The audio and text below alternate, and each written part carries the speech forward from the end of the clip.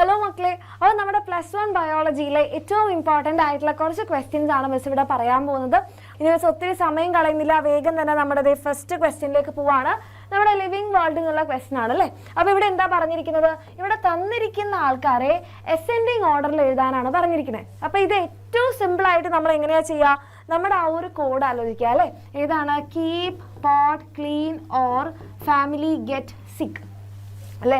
അപ്പോൾ ഇവിടെ നമ്മളോട് പ്രത്യേകം പറഞ്ഞിട്ടുണ്ട് എന്താണ് ഓർഡർ? Ascending order. അസെൻഡിങ് എന്ന് പറഞ്ഞാൽ നമ്മൾ ഇങ്ങോട്ടേക്കാണ് എഴുതേണ്ടത്. അതായത് ആരോ മാർക്ക് എങ്ങനെ ആയിരിക്കണം? നമ്മൾ ഇവിടുന്ന് ആയിരിക്കണം. തുടങ്ങുമ്പോൾ എവിടുന്ന് തുടങ്ങണം? സ്പീഷീസിൽ നിന്ന് തുടങ്ങണം. അപ്പം നമ്മൾക്കിത് സ്പീഷീസ്, പിന്നെ ആരാണ്? ജീനസ്, ദെൻ നമ്മുടെ ഫാമിലി, ദെൻ നമ്മുടെ class, order or family get സിക്ക് അല്ലേ. അപ്പോൾ ദേ ക്ലാസ്, ദെൻ നമ്മുടെ ഫൈലം, ദെൻ ലാസ്റ്റ് നമ്മുടെ കിങ്ഡം. അപ്പം ഇനി നേരെ തിരിച്ച് ഇവിടെ നമ്മളോട് ചോദിക്കുന്നത് ഡിസെൻഡിങ് ഓർഡർ ആണെങ്കിലോ നമുക്ക് ഒരു കുഴപ്പമില്ല. ഇങ്ങനെയാണെങ്കിൽ ഡിസെൻഡിങ് ഓർഡർ ആണ്. അപ്പോൾ ഈ ഓർഡർ എൻ്റെ മക്കളെല്ലാവരും നിങ്ങളുടെ മനസ്സിൽ വെക്കണം. ഇത് നമ്മുടെ അസെൻഡിങ് ഓർഡറും മറ്റേത് നമ്മുടെ ഡിസെൻഡിങ് ഓർഡറാണ്. റെഡി അല്ലേ? ഇതൊരു ഇമ്പോർട്ടൻ്റ് ആയിട്ടുള്ള ഏരിയ ആണ്. ഇവിടുന്ന് ഏറ്റവും കൂടുതൽ ക്വസ്റ്റ്യൻസ് വരാൻ സാധ്യതയുള്ള ഒരു ഭാഗമാണ് കേട്ടോ. അടുത്ത ചോദ്യം നോക്കിക്കേ. ഇതെന്ന് പറഞ്ഞിട്ടുണ്ടെങ്കിൽ നമ്മുടെ ബയോളജിക്കൽ ക്ലാസിഫിക്കേഷൻ ആണ്. പൊതുവേ അങ്ങനെ റിപ്പീറ്റഡ് ആയിട്ട് കാണാത്തൊരു ക്വസ്റ്റ്യൻ ആണ്. പക്ഷേ നമ്മുടെ പേപ്പറിൻ്റെ പാറ്റേൺ ഒക്കെ ഇങ്ങനെ മാറിക്കൊണ്ടിരിക്കുന്നത് ആയതുകൊണ്ട് എന്താണ് ഇവിടെ ചോദിച്ചിരിക്കുന്നത്? ഡിഫൈൻ പ്രിയോൺസ് എന്നാണ് പറഞ്ഞിരിക്കുന്നത്. അപ്പോൾ പ്രിയോൺസ് എന്ന് പറഞ്ഞാൽ എന്താണ് മക്കളെ? അബ്നോർമലി ഫോൾഡഡ് ആയിട്ടുള്ള ഒരു പ്രോട്ടീൻ കോട്ടാണ്. അത് എന്ത് ചെയ്യുന്നുണ്ട്? ന്യൂറോളജിക്കൽ ഡിസീസ് ഉണ്ടാക്കുന്നുണ്ട്. So prions are these are abnormally folded protein. abnormally folded protein ആണ്. ഇത് എന്ത് ചെയ്യുന്നുണ്ട്? അസുഖം ഉണ്ടാക്കുന്നുണ്ട്, അല്ലെങ്കിൽ മെയിൻ ആയിട്ട് ന്യൂറോളജിക്കൽ ഇൻഫെക്ഷൻസ് ഉണ്ടാക്കുന്നുണ്ട്. Okay, cause neurological diseases. Neurological diseases ആണ് ഇത് ഉണ്ടാക്കുന്നത്. ഓക്കെ, ഇനി എന്താ പറഞ്ഞത്? Name a disease caused by prions. അപ്പോൾ പ്രിയോൺസ് ഉണ്ടാക്കുന്ന ഒരു അസുഖം ഏതാണെന്ന് പറഞ്ഞാൽ നമ്മുടെ മാഡ് കൗ ഡിസീസ് പറയാം. അതിൻ്റെ ഹ്യൂമൻ വേരിയൻ്റ് ആണ് ബൊവൈൻ സ്പോഞ്ചിഫോം എൻസെഫലോപ്പത്തി. അപ്പം നമ്മുടെ മാഡ് കൗ ഡിസീസ് അതിൻ്റെ ഹ്യൂമൻ വേരിയൻ്റ് ആണ് ബൊവൈൻ സ്പോഞ്ചിഫോം എൻസെഫലോപ്പത്തി. ഓക്കെ, ഇനി നമ്മൾ അടുത്ത ക്വസ്റ്റ്യൻ നോക്കിക്കേ. സെൽ വാൾ ഡെപ്പോസിറ്റ്സ് ഓഫ് ഡയറ്റംസിനെയാണ് നമ്മൾ എന്ത് പറയുന്നത്? ഡയറ്റമേഷ്യസ് എർത്ത് എന്ന് പറയുന്നത്. Write 2 uses of it. അപ്പോൾ ഇവിടെ തന്നെ നമുക്ക് ഡയറ്റമേഷ്യസ് എർത്തിൻ്റെ ഡെഫിനിഷൻ കിട്ടി. ഇനി എന്താണ് ഡെഫിനിഷൻ എന്ന് ചോദിച്ചാൽ നമുക്ക് എഴുതാമല്ലോ. Cell wall deposits of diatoms. അതും ഒരു ദിവസം കൊണ്ടാണോ മക്കളെ ഫോം ചെയ്യുക? അല്ല, വർഷങ്ങളോളം എടുത്ത് ഡെപ്പോസിറ്റ് ചെയ്താണ് ഉണ്ടാവുന്നത്. ഇനി ഇതിൻ്റെ 2 യൂസസ് എഴുതാൻ പറഞ്ഞാൽ നമുക്ക് ഏതൊക്കെ എഴുതാം? ഒന്ന് പോളിഷിങ്ങിന് വേണ്ടി ഉപയോഗിക്കും, ദെൻ ഫിൽട്രേഷന് വേണ്ടി ഉപയോഗിക്കും. അപ്പോൾ ഫിൽട്രേഷൻ ഓഫ് ഓയിൽസ് ആൻഡ് സീറപ്സ്, അതേപോലെ തന്നെ പോളിഷിങ്ങിന് വേണ്ടിയിട്ട് ഉപയോഗിക്കും. ഇത് രണ്ടുമാണ് നമുക്ക് മെയിൻ ആയിട്ടുള്ള 2 യൂസസ് നമ്മുടെ ടെക്സ്റ്റ് ബുക്കിൽ പറയുന്നത്. ഇനി name the group in which the items belong. അപ്പോൾ ഡയറ്റംസ് എന്നും ഡെസ്മിഡ്സും വരുന്ന ഒരു ഗ്രൂപ്പാണ് നമ്മുടെ കിങ്ഡം പ്രൊട്ടസ്റ്റയിലെ ആരാണ് വരുന്നത്? ക്രൈസോഫൈറ്റ്സ് എന്ന് പറയുന്ന ഗ്രൂപ്പ് അല്ലേ മക്കളെ? ക്രൈസോഫൈറ്റ്സ് ആണ് ഇവിടെ വരുന്നത്, നമ്മുടെ കിങ്ഡം പ്രൊട്ടസ്റ്റയിൽ വരുന്നത്. കിങ്ഡം പ്രൊട്ടസ്റ്റയിൽ ക്രൈസോഫൈറ്റ്സ് ഉണ്ട്, ഡൈനോഫ്ലാജെല്ലേറ്റ്സ് ഉണ്ട്, യൂഗ്ലിനോയിഡ്സ് ഉണ്ട്, സ്ലൈമോൾസ് ഉണ്ട്, പ്രോട്ടോസോവൻസ് ഉണ്ട്. ഓക്കെ, ഇനി നമ്മൾ അടുത്ത ക്വസ്റ്റ്യൻ നോക്കിക്കേ. ഇവിടെ ഇതൊരു ക്വസ്റ്റ്യൻ പേപ്പർ എന്നുള്ള സ്ക്രീൻഷോട്ട് ആയതുകൊണ്ട് തന്നെ ഇവിടെ കുറച്ച് മാർക്കിങ്സ് ഒക്കെ കാണാം. അതെൻ്റെ കുട്ടികളൊന്ന് ഇഗ്നോർ ചെയ്യണം. മെത്തനോജൻസ് ഉണ്ട്, ഹാലോഫൈൽസ് ഉണ്ട്, തെർമോ അസിഡോഫൈൽസ് ഉണ്ട്, മൈക്കോപ്ലാസ്മ ഉണ്ട്. അപ്പം നമ്മളോട് മാച്ച് ചെയ്യാനാണ് പറഞ്ഞിരിക്കുന്നത് മക്കളെ. ഈ 3 ആൾക്കാരെന്ന് പറഞ്ഞിട്ടുണ്ടെങ്കിൽ ആർക്കി ബാക്ടീരിയ ആണ്. അപ്പോൾ ആർക്കി ബാക്ടീരിയയുടെ സെക്ഷന് സ്ഥിരമായി ക്വസ്റ്റ്യൻ വരാറുള്ളതാണ്. മെത്തനോജൻസ് എന്ന് പറഞ്ഞിട്ടുണ്ടെങ്കിൽ എന്താണ്? അവർ മാർഷി ഏരിയാസിൽ കാണുന്ന ആൾക്കാരാണ് അല്ലേ. മാർഷി ഏരിയാസിലും ഗട്ട് ഓഫ് റൂമിനന്റ് ആനിമൽസിലും കാണാം. ദെൻ ഹാലോഫൈൽസ് എന്ന് പറഞ്ഞിട്ടുണ്ടെങ്കിൽ ഹൈ സോൾട്ടി ഏരിയാസിൽ കാണുന്നതാണ്. തെർമോ ആസിഡോഫൈൽസ് ഹോട്ട് സ്പ്രിംഗ് അല്ലേ, അവർക്ക് ടെമ്പറേച്ചർ കൂടിയാലും ജീവിക്കാൻ പറ്റും, അസിഡിക് കണ്ടീഷൻ ആയാലും എല്ലാം സർവൈവ് ചെയ്യുന്ന ആൾക്കാരാണ് ആര്? ഒറ്റ മിനിറ്റേ. ഓക്കെ, എല്ലാം സർവൈവ് ചെയ്യുന്ന ആൾക്കാരാണ് നമ്മളുടെ തെർമോ അസിഡോഫൈൽസ്. ദെൻ മൈക്കോപ്ലാസ്മ എന്ന് പറഞ്ഞിട്ടുണ്ടെങ്കിൽ അവർക്ക് എന്താണ്? ഓക്സിജൻ ഒക്കെ ഇല്ലാതെ സർവൈവ് ചെയ്യാൻ പറ്റും. ഓക്സിജൻ ഇല്ലാതെയും ജീവിക്കുന്ന ആൾക്കാരാണ്, അവർക്ക് സെൽ വാൾ ഇല്ല. ഓക്കെ, അതുകൊണ്ട് തന്നെ ചില ആൻറ്റിബയോട്ടിക്സിനോട് എന്താണ്? അവർ സെൻസിറ്റീവ് ആണ്. ഓക്കെ, ചില ആൻറ്റിബയോട്ടിക്സിനോട് സെൻസിറ്റീവ് അല്ല. പെനിസിലിനൊക്കെ അവർക്ക് റെസിസ്റ്റ് ചെയ്യാൻ വേണ്ടിയിട്ട് പറ്റും. ഇനി നമ്മൾ അടുത്ത ചോദ്യം പിടിച്ചോ. ആനിമൽ കിങ്ഡത്തിൽ നിന്നുള്ള ക്വസ്റ്റ്യൻ ആണ്. എന്താണ്? Observe the diagram and answer the following. Which diagram represent coelomate condition? ഇതിൽ ഏത് കണ്ടീഷൻ ആണ് മക്കളെ? Coelomate condition. അതായത് ട്രൂ സീലമുള്ള ആനിമൽസിനെ നമ്മൾ എന്താ പറയാറുണ്ട്? സീലോമേറ്റ് ആനിമൽസ് എന്ന് പറയാറുണ്ട്. അപ്പം നമുക്കിവിടെ നോക്കിക്കഴിഞ്ഞാൽ കറക്റ്റായിട്ടൊരു മീസോഡാമിൻ്റെ ലൈനിങ് ഒക്കെ ഉള്ളതാണ് നമ്മളുടെ സീലോമേറ്റ് ആനിമൽസ് അല്ലേ? അപ്പോൾ എ എന്ന് പറയുന്ന കണ്ടീഷനാണ് സീലോമേറ്റ്സ് എന്ന് പറയാം. കിട്ടിയില്ലേ? എ സീലോമേറ്റ്സ് ആണ്. അടുത്തത് എന്താ? Name one phylum having pseudo coelomate condition. അപ്പൊ സ്യൂഡോ സീലോമേറ്റ് കണ്ടീഷൻ ഉള്ള ഒരു ഫൈലം പറയാനാണ് പറഞ്ഞിരിക്കുന്നത്. ആരാണ് മക്കളെ സ്യൂഡോ സീലം ഉള്ളത്? ആസ്കെൽമിന്തെസ്. ഓക്കെ, അടുത്തത് എന്താണ്? Write one example for a coelomate animal. Coelomate ആനിമലിന് ഒരു എക്സാമ്പിൾ പറയാനാണ് പറഞ്ഞിരിക്കുന്നത്. അപ്പൊ സീലോമേറ്റ് എന്ന് പറഞ്ഞാൽ നമ്മുടെ പ്ലാറ്റി ഹെൽമിന്തെസ് അല്ലേ? ഇനി ചില സമയത്ത് ഈ ഡയഗ്രാം തന്നിട്ട് നമ്മളോട് ഐഡന്റിഫൈ ചെയ്യാൻ വേണ്ടിയിട്ട് പറയും. അപ്പൊ നമ്മൾ എന്താണ് എഴുതുക? ഇത് നമ്മുടെ സീലം, ട്രൂ സീലം. ഇതാണെങ്കിൽ സ്യൂഡോ സീലം, ഇതാണെങ്കിൽ സീലം. നിങ്ങൾക്ക് ഇവിടെ ബോഡി ക്യാവിറ്റി കാണാൻ പറ്റുന്നില്ലല്ലോ. അപ്പൊ ഇത് ഏതാണ്? സീലോമേറ്റ്സ് ആണ്. ഞാൻ അടുത്ത ക്വസ്റ്റ്യൻ, ഇതൊരു ഷുവർ ക്വസ്റ്റ്യൻ ആണ്. കാരണം അനിമൽ കിങ്ഡത്തിൽ നിന്ന് എപ്പോഴും റിപ്പീറ്റ് ചെയ്ത് ചോദിക്കുന്ന ഒരു സാധനമാണ് ഇത്. ഇതേതാണ്? നമ്മുടെ നിഡോബ്ലാസ്റ്റ് ആണ്. അടുത്ത എന്താ question? Name the phylum which possess this structure. Cnidoblast ഉള്ള ഗ്രൂപ്പ് ആരൊക്കെയാ മക്കളെ? നമുക്ക് ഒന്നുകിൽ എഴുതാം സീലൻഡ്രേറ്റ എന്ന് പറയുന്ന ഫൈലത്തിനുണ്ട്, അല്ലെങ്കിൽ ഇവരുടെ വേറൊരു പേരാണല്ലേ നിഡോബ്ലാസ്റ്റ് ഉള്ളത് കൊണ്ട് ഈ ഫൈലത്തിനൊരു പേര് കിട്ടി, അതാണ് നിഡേരിയ. റെഡി? ഇനി അടുത്തത് എന്താണ്? Write its function. ഇതിൻ്റെ ഏതെങ്കിലും ഒരു ഫംഗ്ഷൻ എഴുതാൻ പറഞ്ഞാൽ നമുക്കറിയാം ആങ്കറേജിന് സഹായിക്കുന്നുണ്ട്, ഡിഫെൻസിന് സഹായിക്കുന്നുണ്ട്, പ്രീ ക്യാപ്ചറിന് സഹായിക്കുന്നുണ്ട്. So pre capture, anchorage, defence, ഇങ്ങനെ 3 കാര്യങ്ങൾക്ക് ആരെ സഹായിക്കുന്നുണ്ട്? നമ്മുടെ നിഡോബ്ലാസ്റ്റ് സഹായിക്കുന്നുണ്ട്. ദെൻ അടുത്ത ക്വസ്റ്റ്യൻ, ഇത് ഇല്ലാത്തൊരു ക്വസ്റ്റ്യൻ പേപ്പർ എപ്പോഴും പറയാറുണ്ട്. Very very very important question. എന്താണ്? Identify the class in which A and B belong. അപ്പോൾ എയും ബിയും ഏതാണെന്ന് എൻ്റെ മക്കൾ ആദ്യം ഐഡന്റിഫൈ ചെയ്യണം കേട്ടോ. എ ആരാണ്? എ നമ്മുടെ പ്രിസ്റ്റീസ് ആണ്. പ്രിസ്റ്റീസ് വരുന്നത് ഏത് ക്ലാസ്സിലാണ്? ക്ലാസ് കോൺട്രിക്റ്റീസ് ആണ്. കോൺട്രിക്റ്റീസ്. മറ്റേ ആൾ ആരാണ്? നമ്മുടെ കാട്ട്ലയാണ്. അപ്പൊ കാട്ട്ല വരുന്ന ഗ്രൂപ്പാണ് ഓസ്റ്റിക്ടീസ്.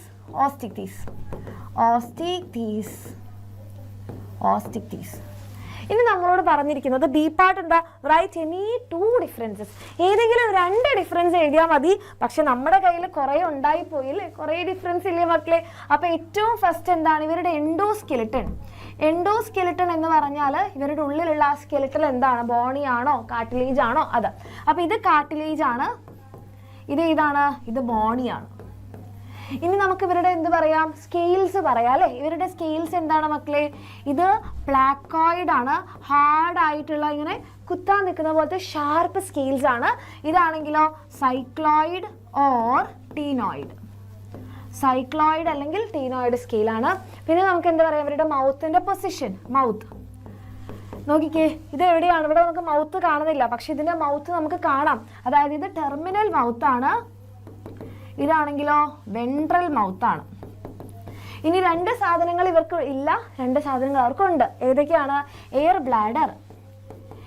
ബ്ലാഡർ, അതേപോലെ ഓപ്പർക്കുലം. ഇത് രണ്ടും ഇവിടെ എന്താ? പ്രസന്റ്. ഈ 2 സാധനങ്ങളും ഇവിടെ ആബ്സെന്റ്. റെഡിയല്ലേ? കഴിഞ്ഞു.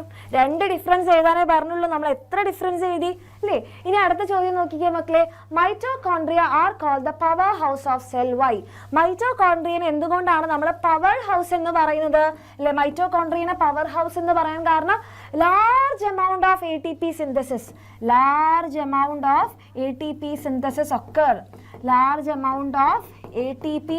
Synthesis occur. കുറേ ATPയുടെ സിന്തസിസ് നടക്കുന്നത്. അല്ലെങ്കിൽ നമുക്ക് പറയാം it is the centre of aerobic respiration നടക്കുന്ന സ്ഥലമാണ് ഇത് നമ്മുടെ മൈറ്റോകോൺട്രിയ. ഓക്കെ, ഇനി അടുത്തത് name the infoldings of inner membrane of mitochondria. മൈറ്റോകോൺട്രിയനെ നോക്കിക്കഴിഞ്ഞാൽ ഇത് ചിലപ്പോൾ അടയാളപ്പെടുത്താനൊക്കെ വരും കേട്ടോ മക്കളെ. ഇത് സ്ഥിരമായിട്ട് റിപ്പീറ്റ് ചെയ്യുന്ന ഒരു ക്വസ്റ്റൻ ആണ്. ഇങ്ങനെ തരും, ഇങ്ങനെ മൈറ്റോകോൺട്രിയയ്ക്കുള്ളിലേക്ക് ഇങ്ങനെ ഇൻഫോൾഡിങ്സ് ഉണ്ട് അല്ലേ? ഈ ഇൻഫോൾഡിങ്സിന് എന്താണ് പറയുക? അതായിരുന്നു ഇപ്പം നമ്മുടെ ക്വസ്റ്റ്യൻ. ഈ ഇൻഫോൾഡിങ്സിന് നമ്മൾ എന്താ പറയുക? ഇതാണ് നമ്മുടെ ക്രിസ്റ്റ. എന്ത് പറയും? ക്രിസ്റ്റ. ഓക്കെ, അങ്ങനെയാണെങ്കിൽ ഇവിടെ വേറെ വരാനുള്ള സാധ്യതയുള്ളൊരു സബ് ക്വസ്റ്റ്യൻ ഈ സാധനം എന്താണ്? ഈ സ്പേസിനെയാണ് നമ്മൾ പറയുക മാട്രിക്സ്. മാട്രിക്സ്. അപ്പോൾ ഇത് നമ്മുടെ ക്രിസ്റ്റ ആൻഡ് ഉള്ളിലുള്ള സ്പേസ് നമ്മുടെ മാട്രിക്സ്. അപ്പോൾ എപ്പോഴും മിസ് പറയാറുണ്ട്, ഡയഗ്രാം വരച്ചു കഴിഞ്ഞാൽ എന്ത് ചെയ്യണം? നമ്മൾ ആ ഡയഗ്രത്തിന് ഒരു ഹെഡിങ് കൊടുക്കണം. അങ്ങനെയാണെങ്കിലാണ് നിങ്ങൾ ശരിക്കും ബയോളജി കുട്ടികളാവുക. ഓക്കെ, ഇനി നമ്മളിത് അടുത്ത ക്വസ്റ്റ്യൻ നോക്കിക്കേ. ഈ ക്വസ്റ്റ്യൻ ആക്ച്വലി ഒരു കോൺട്രവേഴ്ഷ്യൽ ക്വസ്റ്റ്യൻ ആണ്. കാരണം ഇതിനെ ശരിക്കും ലേബിൾ ചെയ്യാൻ പറഞ്ഞാൽ, ഞാൻ പറയുകയാണെങ്കിൽ ഇത് മെറ്റാസെൻട്രിക് ആണ്, ഇത് സബ്മെറ്റ് ആണ്, ഇതും സബ്മെറ്റ് ആണ്. കാരണം നിങ്ങൾക്ക് നോക്കിക്കഴിഞ്ഞാൽ മനസ്സിലാകും ഇവിടെ എന്താണ്? ഒരു ഷോർട്ട്. ഓക്കെ, ഇത് കളറല്ല ഇപ്പോൾ ഇതാ. ഇവിടെ നിങ്ങൾക്ക് നോക്കിക്കഴിഞ്ഞാൽ മനസ്സിലാവും ഒരു ഷോർട്ട്, ഓക്കെ, ഒരു ലോങ്. അതേപോലെ ഷോർട്ട്, ലോങ്.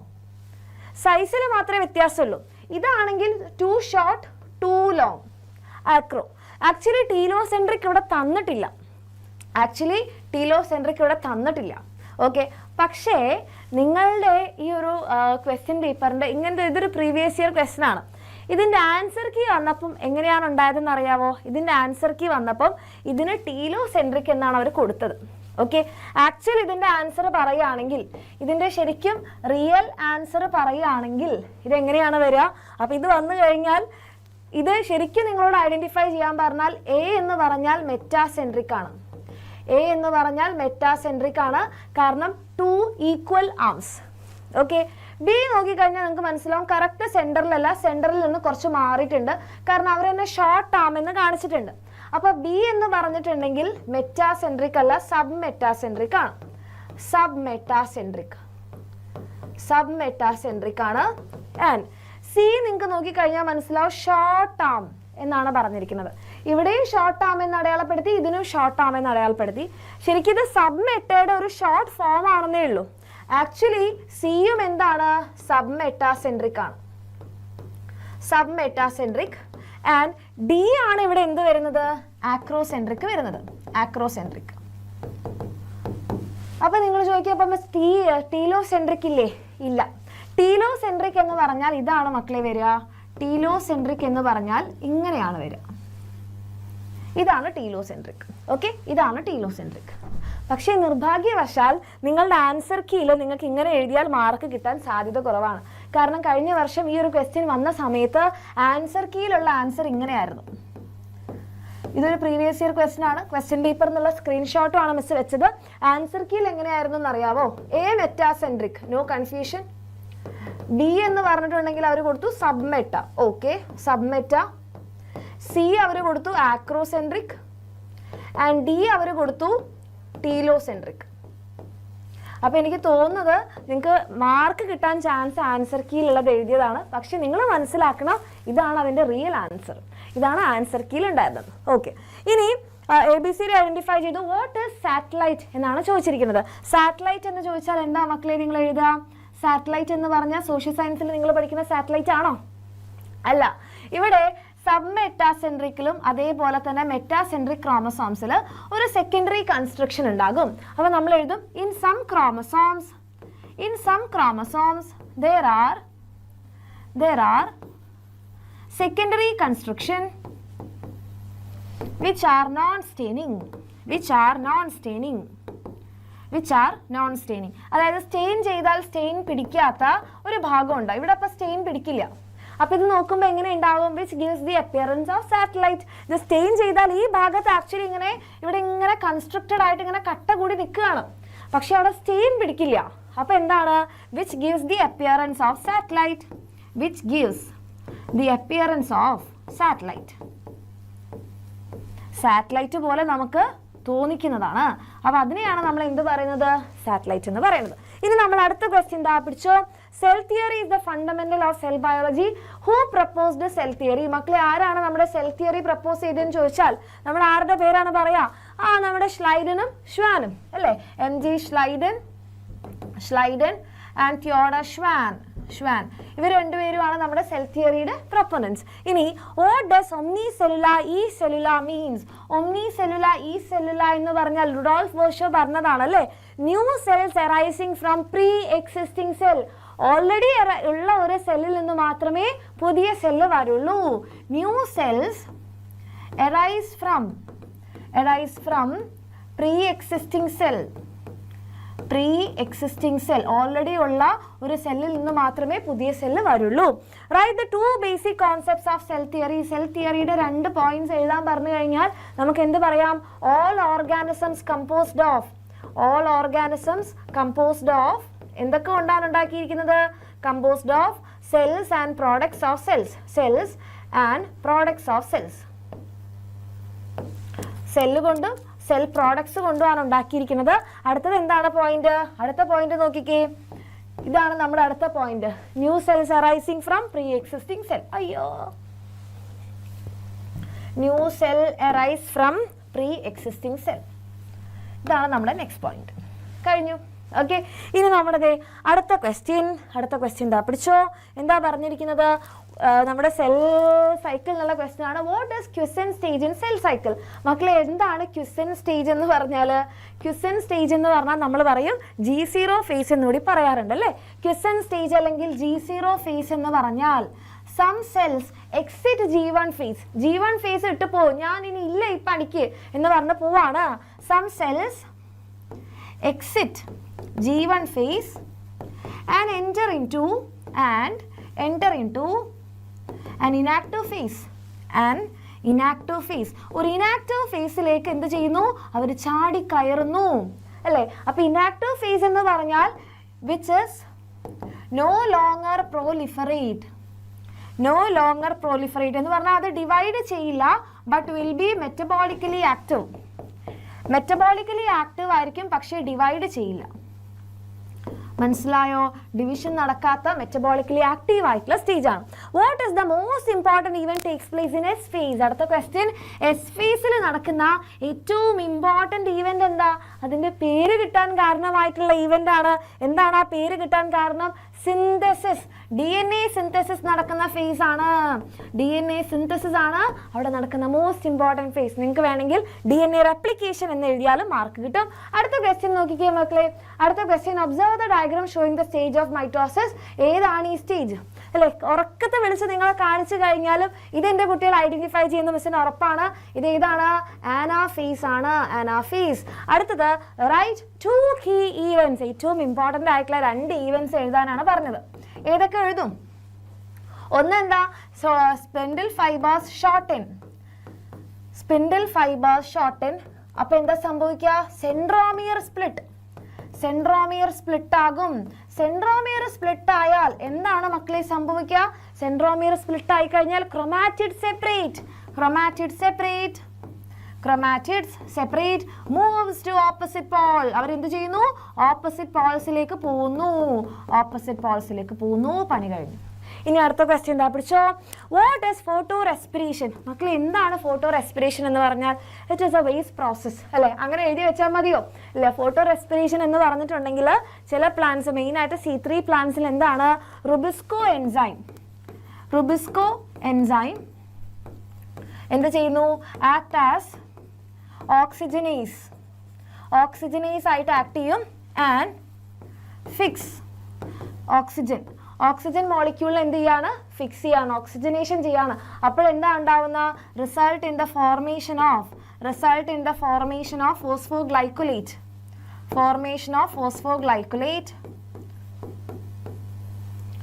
ഫോസ്ഫോഗ്ലൈക്കുലേറ്റ് ഉണ്ടാകുന്ന ആ ഒരു പ്രോസസ്സാണ് ഏത്? ഫോട്ടോ റെസ്പിറേഷൻ എന്ന് പറയുന്നത്. അതുകൊണ്ട് നമുക്ക് പ്രത്യേകിച്ച് ഒരു പ്രോഡക്റ്റും ഒന്നും ഉണ്ടാവുന്നില്ല. നമ്മുടെ റുബിസ്കോ എന്ത് ചെയ്യാണ്? കാർബൺ ഡൈ ഓക്സൈഡിനെ ഫിക്സ് ചെയ്യുന്നതിന് പകരം ഓക്സിജനെ ഫിക്സ് ചെയ്യാണ്. അപ്പോൾ നമുക്ക് എന്താണ്? ഫോസ്ഫോഗ്ലൈക്കുലേറ്റ് ഉണ്ടാവുകയാണ്. Photorespiration not occur in C4 plants. എന്തുകൊണ്ടാണ് മക്കളെ ഫോട്ടോ റെസ്പിറേഷൻ C4 പ്ലാന്റ്സിൽ ഉണ്ടാവാത്തത്? കാരണം എന്താണ്? C4 plants have A mechanism. C4 plants have a special leaf anatomy to increase carbon dioxide concentration.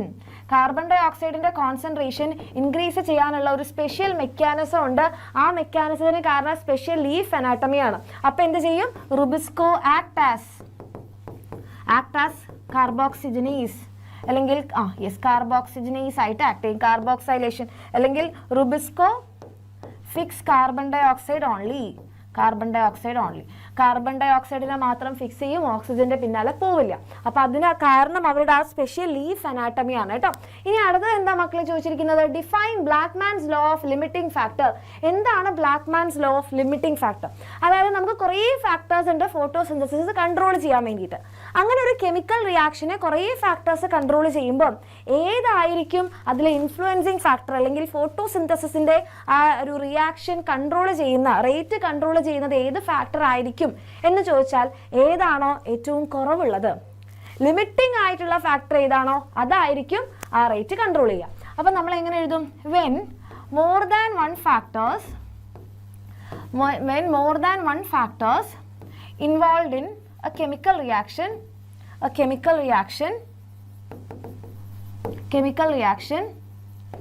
the factor which is minimal, ഏതാണോ കുറവ്, the factor which is minimal will control the rate of the reaction, ആ ഒരു reaction control ചെയ്യുന്നത് ആരായിരിക്കും? ഏറ്റവും കുറവ് ആരാണോ ഉള്ളത് അയാളായിരിക്കും ആ റിയാക്ഷൻ കൺട്രോൾ ചെയ്യുക. ഇനി internal factors which effect rate of photosynthesis. ഏതൊക്കെയാണ് നമ്മുടെ ഇന്റേണൽ ഫാക്ടേഴ്സ് എന്ന് ചോദിച്ചാൽ ഏതൊക്കെയാണ് എൻ്റെ കുട്ടികൾ ഏതൊക്കെ എഴുതാൻ വേണ്ടി പറ്റും? ഒന്ന് നമ്പർ, അതേപോലെ ഡിസ്ട്രിബ്യൂഷൻ ഓഫ് ക്ലോറോപ്ലാസ്റ്റ്, മീസോഫിൽ സെൽസിന്റെ നമ്പർ, അതിൻ്റെ ഡിസ്ട്രിബ്യൂഷൻ അത് മാറ്റർ ചെയ്യും. പിന്നെ internal carbon dioxide concentration, അതേപോലെ തന്നെ ക്ലോറോഫിലിന്റെ എമൗണ്ട് ഓഫ് ക്ലോറോഫിൽ ഇതെല്ലാം എന്ത് ചെയ്യുന്നുണ്ട്? നമ്മുടെ ഫോട്ടോസിന്തസിസിനെ എഫക്ട് ചെയ്യുന്ന ഇന്റേണൽ ഫാക്ടേഴ്സ് ആണ്. ആൻഡ് നമ്മുടെ അടുത്ത ക്വസ്റ്റ്യൻ എന്താണെന്ന് നോക്കിക്കേ മക്കളെ. Based on the position of centromere, chromosomes can be classified into 4. Name the 4 type of chromosome. Already what is satellite എന്ന് നമ്മൾ എഴുതിയതാണ്. അപ്പോൾ അത് മിസ് വീണ്ടും ചെയ്യുന്നില്ല. നെയിം ചെയ്യാൻ പറഞ്ഞു കഴിഞ്ഞാൽ ഏതൊക്കെയാ? മെറ്റാസെൻട്രിക്, അടുത്തതോ submetacentric, then acrocentric, telocentric. Ready? Telocentric. ഇതാണ് നമ്മുടെ 4 എണ്ണം. ഒന്നെന്താണ്? മെറ്റ എന്ന് പറയുമ്പോൾ ഈക്വൽ ആണ്, സെൻറ്ററിലാണ് സെൻട്രോമിയർ. സെൻട്രലിൽ നിന്ന് കുറച്ച് മാറിയാൽ സബ്മെറ്റ, സെൻട്രോമിയർ നല്ല ദൂരെയാണെങ്കിൽ acro, centromere at the tail region ആണെങ്കിൽ ടീലോ. ഇങ്ങനെ 4 ടൈപ്പാണ് നമുക്കുള്ളത്. അടുത്തത് മക്കളെ നമ്മുടെ ബ്രീത്തിങ്ങിൽ നിന്ന് സ്ഥിരമായി ചോദിക്കുന്ന ഒരു ചോദ്യമാണിത്. ഏതാണ്? What is the sigmoid curve call? ഈ സിഗ്മോയിഡ് കർവിനെ നമ്മൾ എന്താ പറയാ? Oxygen hemoglobin dissociation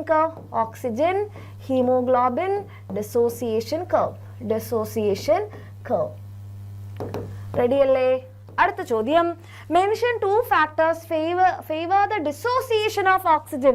ഹീമോഗ്ലോബിന്റെയും ഓക്സിജന്റെയും ഡിവോഴ്സിന് കാരണമായ ഫാക്ടേഴ്സ്. ഡിവോഴ്സ് നടക്കാൻ high carbon dioxide, high partial pressure of carbon dioxide, high temperature, high H+ ion concentration, low partial pressure of oxygen. അല്ലെ? ബാക്കിയെല്ലാം ഹൈ, ഓക്സിജൻ മാത്രം ലോ ആണെങ്കിൽ ഡിവോഴ്സ് നടക്കും. Then അടുത്തത് blood pressure of a person was diagnosed 170/130. എത്രയാണ് മക്കളെ? 170/30. Normal എത്രയാണ്? 120/80. അതിന് പകരം ഇവിടെ എത്രയാണ്? 170/130. അപ്പൊ ഇതാണ് നമ്മുടെ നോർമൽ വാല്യൂ. അതിൽ നിന്ന് എന്താണ്? ഈ പേഴ്സണ് ബ്ലഡ് പ്രഷർ കൂടുതലാണ്. വാട്ട് ഡസ് ഇറ്റ് ഇൻഡിക്കേറ്റ് എന്ന് ചോദിച്ചാൽ hypertension, high blood pressure. ഇനി അടുത്തത് how will this effect our body? ഇത് നമ്മുടെ ശരീരത്തിന് എങ്ങനെ ബാധിക്കും? പല രീതിയിൽ ബാധിക്കും. ഹൃദയത്തിനാണെങ്കിൽ ഹാർട്ട് അറ്റാക്ക് ഉണ്ടാകും.